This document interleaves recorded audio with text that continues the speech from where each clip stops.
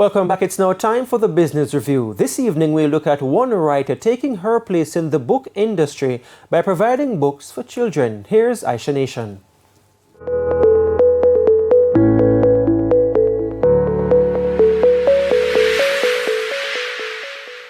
How lucrative is the business of writing books?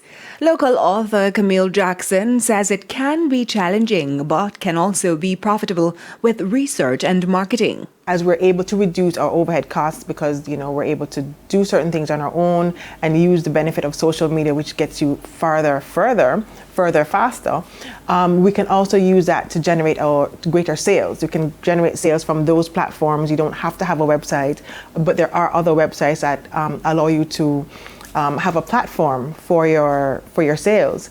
So what we want to do is use tools that can help us benefit sales. So the business of books now is generating those leads, getting persons to know that you are out there, and using those leads, converting those leads now to sales. She published her first book in 2018.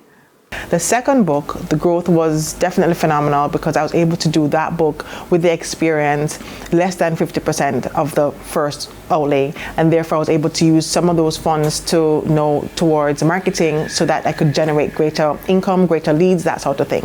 With the third book now, I'm definitely looking at a reduced cost in terms of outlay for production. She continues to put out new content. Her latest book is titled The Crown That I Wear.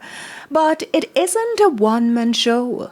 So currently I have partnerships with City Life, that they do it's a church, and they are a church based downtown Kingston, and they do camps. I have done readings with them, other schools, the Early Childhood Commission. I have connected with them in order to see how I can support and add value.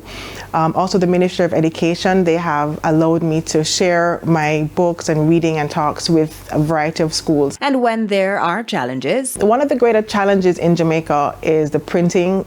Sometimes the cost is prohibitive. And in cases like that, I know other authors who have their books printed in China.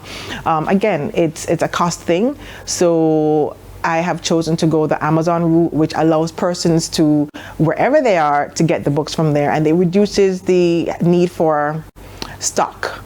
So that has been very, very helpful in my getting books across the world, which has happened. She says in the short term, she is aiming to publish more books addressing everyday issues to build awareness. Ms. Jackson believes that books are the crowns to be worn to become more educationally and morally in tuned. For the Business Review, I'm Aisha Nation.